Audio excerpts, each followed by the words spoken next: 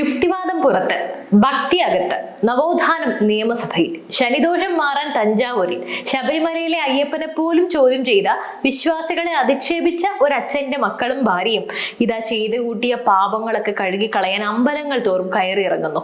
അച്ഛൻ പുറത്ത് ദൈവമില്ലെന്ന് പ്രസംഗിക്കുമ്പോൾ മക്കളകത്ത് ദേവന്റെ നടയിൽ കൈകൂപ്പി നിൽക്കുകയാണ്.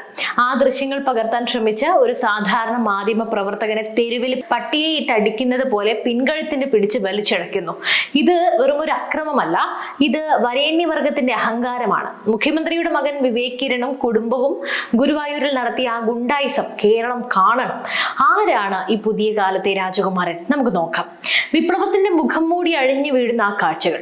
നമുക്കറിയാം, കേരളത്തിന്റെ മുഖ്യമന്ത്രി പിണറായി വിജയൻ എന്നും സ്വയം വിശേഷിപ്പിക്കുന്നത് ഒരു കടുത്ത യുക്തിവാദി എന്നാണ്. ശബരിമല വിഷയത്തിലായാലും വിശ്വാസപരമായ മറ്റു കാര്യങ്ങളിലായാലും അദ്ദേഹം എടുത്ത നിലപാടുകൾ നമ്മൾ കണ്ടതാണ്. എന്നാൽ അദ്ദേഹത്തിന്റെ വീട്ടിലെ കാര്യവും അവിടെയാണ് യഥാർത്ഥ നാടകം നടക്കുന്നത്. അച്ഛൻ ശബരിമലയിലെ ആചാരങ്ങൾ തകർക്കാനായി നവോത്ഥാന മതിലുകൾ പണിയുമ്പോൾ മകൾ വീണയും അമ്മ കമലയും കൂടി തഞ്ചാവൂർ ക്ഷേത്രത്തിൽ പോയി പാപപരിഹാരത്തിനായി ശനി ഭഗവാനെ വിളിച്ച് കരഞ്ഞത് കഴിഞ്ഞ വർഷം നമ്മൾ കണ്ടു. ഇപ്പോൾ ഇതാ വിവേക് കിരണും ഗുരുവായൂരപ്പന്റെ നടയിൽ എത്തിയിരിക്കുകയാണ്. എന്താണ് ഇതിന്റെയൊക്കെ അർത്ഥം? നിങ്ങളുടെ യുക്തിവാദവും നവോത്ഥാനവും വെറും പാവപ്പെട്ട അണികൾക്ക് കൊടുക്കാൻ മാത്രമുള്ളതാണോ?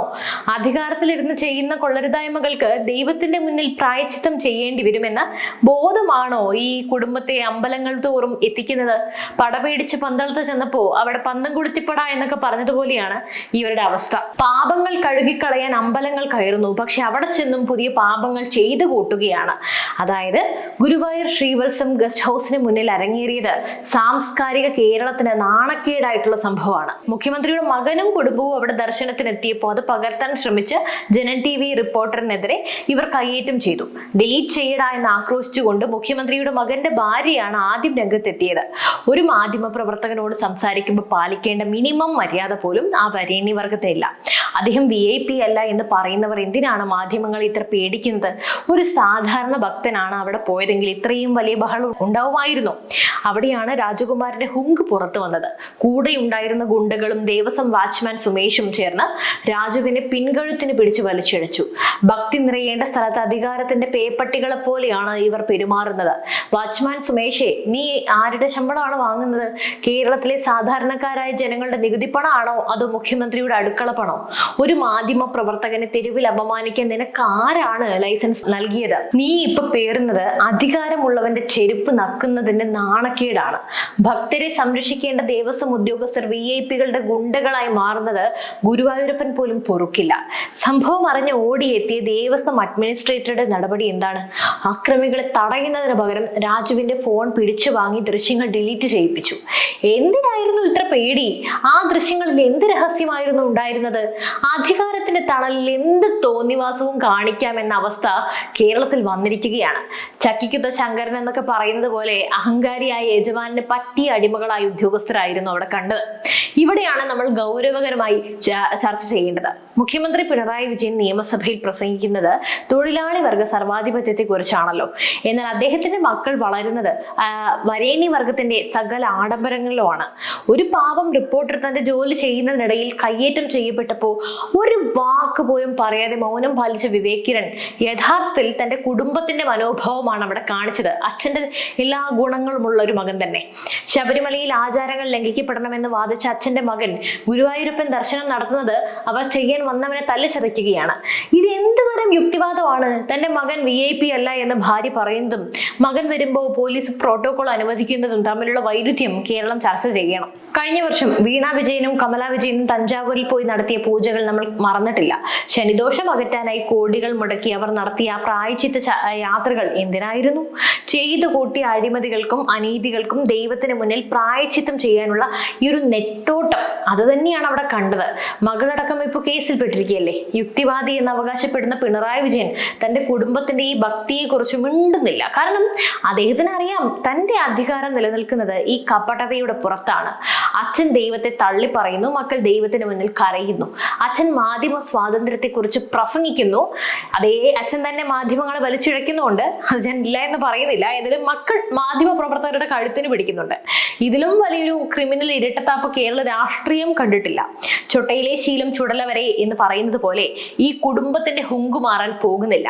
രാജുവിനുണ്ടായ ഈ അനുഭവം ഒരു പാഠമാണ്. അധികാരത്തിന്റെ ഗുണ്ടകൾ നമ്മുടെ കഴുത്തിന് പിടിക്കാൻ മടിക്കില്ല. ഒരു റിപ്പോർട്ടർ തന്റെ ജോലി ചെയ്യുമ്പോൾ തെരുവിൽ അപമാനിക്കപ്പെടുന്നത് ജനാധിപത്യത്തിന് നാണക്കേടാണ്. ഇന്ന് പോലീസുകാർ രാജുവിനെ വിളിക്കുന്നുണ്ട്. പക്ഷെ പരാതി കിട്ടിയാൽ അവർ ആർക്കൊപ്പം നിൽക്കും? ആഭ്യന്തരം ആരുടെ കയ്യിലാണ് എന്ന ചോദ്യം മതി അവിടെ. മുട്ടുമടക്കാത്ത പോലീസുകാർക്ക് പോലും ഈ രാജകുമാരന്റെ മുന്നിൽ നിൽക്കാൻ കഴിയില്ല. ഇതാണോ നമ്മൾ സ്വപ്നം കണ്ട നവകേരളം? പന നനഞ്ഞാൽ പത്തായം നനയുമോ എന്ന് ചോദിക്കുന്നവർ ഓർക്കുക, ഈ അധികാരത്തിന്റെ തണലിൽ ആർക്കും എന്തു ആകുക എന്ന അവസ്ഥയാണ്. കേന്ദ്രത്തിലെ മാധ്യമ സ്വാതന്ത്ര്യത്തെ കുറിച്ച് വിതുമ്പുന്നവർ കേരളത്തിലെ ഈ ഗുണ്ടായിസം കാണുന്നില്ലേ? കണ്ണടിച്ചുപോയോ? നിങ്ങളുടെ കുടുംബ സ്വത്തല്ല ഈ നാടെന്ന് ഓർമ്മിപ്പിക്കാൻ ഓരോ മലയാളിയും മുന്നിട്ടിറങ്ങണം. നമ്മൾ ഇത്രയും നേരം ചർച്ച ചെയ്തത് ഗുരുവായൂരിലെ ഒരു പ്രാദേശിക ലേഖകന് നേരെ നടന്ന ആക്രമണത്തെക്കുറിച്ച് മാത്രമല്ല, ഇതിനു പിന്നിൽ ഒളിഞ്ഞിരിക്കുന്ന വളരെ അപകടകരമായ ഒരു പ്രവണതയെക്കുറിച്ചാണ് നമ്മൾ ഭയപ്പെടേണ്ടത്. മുഖ്യമന്ത്രിയുടെ മകൻ വിവേക് കിരണും കുടുംബവും അവിടെ എത്തിയത് ഒരു സാധാരണ ഭക്തനായിട്ടാണോ അതോ ഒരു സുൽത്താനായിട്ടാണോ? ഗുരുവായൂരപ്പന്റെ മുന്നിൽ എല്ലാവരും തുല്യരാണെന്ന വിശ്വാസം. പക്ഷേ മുഖ്യമന്ത്രിയുടെ മകൻ വരുമ്പോൾ അവിടെ നിയമങ്ങൾ വഴിമാറുന്നു. സെക്യൂരിറ്റി പ്രോട്ടോകോളുകൾ കാറ്റിൽ പറത്തപ്പെടുന്നു. തന്റെ കുടുംബം പുലർത്താൻ വെയിലത്ത് പണിയെടുക്കുന്ന ഒരു പാവം റിപ്പോർട്ടർ വെറും ഒരു മൊബൈൽ ദൃശ്യങ്ങൾ പകർത്തി എന്നൊരൊറ്റ കാരണത്താൽ അയാളെ കഴുത്തിന് പിടിച്ചു വലിച്ചിഴയ്ക്കാൻ ഈ കൂടെയുള്ളവർക്ക് ധൈര്യം നൽകുന്നത് ആരാണ്? അധികാരത്തിന്റെ തണലിലല്ലാതെ ഒരു സാധാരണ ദേവസ്വം വാച്ച്മാൻ പോലും ഇത്ര വലിയ ധിക്കാരം കാണിക്കില്ലെന്ന് നമുക്കറിയാം. ഇവിടെ നമ്മൾ കാണുന്നത് പുതിയ കാലത്തെ ഒരു വരേണ്യവർഗത്തെയാണ്. പഴയ കാലത്തെ നാടുവാഴികളൊക്കെ പോയി പകരം രാഷ്ട്രീയ പാർട്ടികളുടെ കുടുംബങ്ങൾ ആ സ്ഥാനം ഏറ്റെടുത്തു. മുഖ്യമന്ത്രിയുടെ മകൻ പ്രൈവറ്റ് വിസിറ്റ് ആണ് നടത്തിയതെന്ന് അവർ വാദിക്കുന്നുണ്ട്, സമ്മതിച്ചു. പക്ഷേ ഒരു പ്രൈവറ്റ് വിസിറ്റിൽ എന്തിനാണ് ദേവസ്വം അഡ്മിനിസ്ട്രേറ്റർ നേരിട്ട് ഇടപെടുന്നത്? എന്തിനാണ് ഉദ്യോഗസ്ഥർ ആ മാധ്യമ പ്രവർത്തകന്റെ ഫോൺ വാങ്ങി ദൃശ്യങ്ങൾ മായ്ക്കുന്നത്? ഒരു സാധാരണക്കാരനാണ് അവിടെ പോയി ദൃശ്യങ്ങൾ പകർത്തിയതെങ്കിൽ ഇതേപോലെ അഡ്മിനിസ്ട്രേറ്റർ ഓടി വരുമായിരുന്നോ? ഒറ്റ വാക്കിൽ ഉത്തരം പറയാം, ഇല്ല. അവിടെയാണ് നമ്മൾ പറയുന്ന VIP റേസിസം. ഒരു പഴഞ്ചൊല്ലുണ്ട്, അതായത് ആന മെലിഞ്ഞാലും തൊഴുത്തിൽ കിട്ടില്ല. ഇവിടെ അധികാരം പോയാലും ഈ അഹങ്കാരം പോകില്ല എന്ന് തെളിയിക്കുകയാണ് ചിലർ. മുഖ്യമന്ത്രിയുടെ മകൻ ഒരു രാഷ്ട്രീയ പ്രവർത്തകൻ അല്ലായിരിക്കാം, പക്ഷേ കേരളം ഭരിക്കുന്ന വ്യക്തിയുടെ മകൻ എന്ന നിലയിൽ അയാൾക്കും കുടുംബത്തിനും ലഭിക്കുന്ന ഈ ഒരു പ്രിവിലേജ്, അമിത പരിഗണന ജനാധിപത്യത്തിന് തന്നെ വെല്ലുവിളിയാണ്, നാണക്കേടാണ്. ഒരു സാധാരണ ഭക്തന്റെ മുന്നിൽ വെച്ച് ഒരു റിപ്പോർട്ടറെ അപമാനിച്ചപ്പോൾ ഞാൻ VIP അല്ല എന്ന് പറയുന്ന മകന് ഇടപെടാമായിരുന്നു. അയാളെ വിട്ടേക്കൂ, അയാളുടെ ജോലിയല്ലേ എന്നൊരൊറ്റൊരു വാക്ക് പറഞ്ഞിരുന്നെങ്കിൽ ഇന്ന് വിവേക് കിരൺ ഒരു മാന്യനായി കാണപ്പെട്ടേനെ. പക്ഷെ അദ്ദേഹം മൗനം പാലിച്ചു.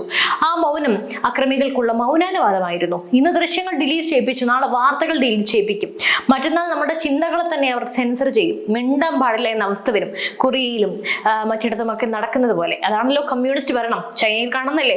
കേന്ദ്രത്തിലെ മാധ്യമ സ്വാതന്ത്ര്യത്തെ കുറിച്ച് വാദോരാതെ പ്രസംഗിക്കുന്നവർ സ്വന്തം വീട്ടുവാതിൽക്കൽ നടക്കുന്ന ഈ അനീതി കാണുന്നില്ലേ? ദേവസ്വം വാച്ച്മാൻ സുമേഷിനെ പോലെയുള്ളവർ ഓർക്കുക, നിങ്ങൾ സംരക്ഷിക്കേണ്ടത് അമ്പലത്തിന്റെ വിശുദ്ധിയും അവിടെ വരുന്ന ഭക്തരെയുമാണ്. അല്ലാതെ അധികാരമുള്ളവന്റെ കുടുംബത്തിനൊപ്പം നിന്ന് സെൽഫി എടുക്കാനോ അവർക്ക് വേണ്ടി ഗുണ്ടായിസം കാണിക്കാനോ ഉള്ളവരല്ല നിങ്ങൾ. ഈ റിപ്പോർട്ടർ രാജുവിനുണ്ടായ അനുഭവം ഒറ്റപ്പെട്ടതല്ല. ഇതിനു മുമ്പും ഭരണപക്ഷത്തെ പ്രമുഖരുടെ കുടുംബങ്ങൾക്ക് നേരെ ക്യാമറ തിരിച്ചവർക്ക്, ചോദ്യം ഉന്നയിച്ചവർക്ക് ഇതേ അനുഭവം ഉണ്ടായിട്ടുണ്ട്. പോലീസ് രാജുവിനെ വിളിച്ച് ചോദിച്ചു പരാതി ഉണ്ടോ എന്ന്. പരാതി കൊടുത്താൽ ആർക്കെതിരെ കേസെടുക്കും? മുഖ്യമന്ത്രിയുടെ മകന്റെ കൂടെയുള്ളവർക്കെതിരെ കേസെടുക്കാൻ നമ്മുടെ പോലീസിന് തന്റെ ഇടമില്ല. അതോ രാജുവിനെതിരെ വല്ല പഴയ കേസൊക്കെ കുത്തിപ്പൊക്കി യദുവിനെ പോലെ ആക്കുമോ? അതായത് KSRTC ഡ്രൈവർക്ക് വന്ന അവസ്ഥ അറിയാലോ. ഇതാണ് ഇന്നത്തെ കേരളം. അതുകൊണ്ട് സുഹൃത്തുക്കളെ, ഇത് വെറും ഒരു വീഡിയോ അല്ല, ഇതൊരു പ്രതിഷേധമാണ്. അധികാരത്തിലിരിക്കുമ്പോൾ കാണിക്കുന്ന ഈ ഹുങ്ക് അവസാനിപ്പിക്കാൻ നമ്മൾ തന്നെ വിചാരിക്കണം. ഭക്തിയുടെയും വിശ്വാസത്തിന്റെയും കേന്ദ്രമായ ഗുരുവായൂരിൽ ഇത്തരം ഗുണ്ടായുസങ്ങൾ ആവർത്തിക്കാൻ പാടില്ല. രാജുവിന്റെ പിൻകഴുത്തിന് പിടിച്ചത് രാജുവിന്റെ മാത്രം കഴുത്തിനല്ല, ഓരോ മലയാളിയുടെയും ആത്മാഭിമാനത്തിനാണ്. അപ്പോൾ ഈ വീഡിയോ നിങ്ങൾ ഷെയർ ചെയ്യുക. അതുപോലെ തന്നെ നിങ്ങളുടെ അഭിപ്രായങ്ങൾ താഴെ കമന്റ് ചെയ്യുക. മറ്റു വിഷയമായി വീണ്ടും എത്തും വരെ നന്ദി.